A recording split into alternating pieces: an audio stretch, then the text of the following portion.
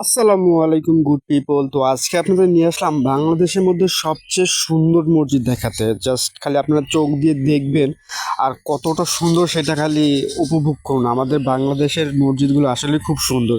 যারা আমরা মুসলমানরা আছি, আল্লাহর ইবাদত হয়তো বা অনেক সময় করা হয় বা করা হয় না, কিন্তু তাই আমাদের এই মসজিদগুলো অনেক সময় ফাঁকা হয়ে থাকে। হয়তো বা আমাদের শুক্রবারে আসলে আমরা খুব জামাতে নামাজ পড়ার খুব চেষ্টা করি, কিন্তু আসলে যে মসজিদগুলো তৈরি হচ্ছে সুন্দর সুন্দর আল্লাহর ঘরগুলো, কিন্তু মসজিদে আজ পর্যন্ত কোনো লোক হচ্ছে না। তা আসলে এই ব্যর্থতা আমাদেরই।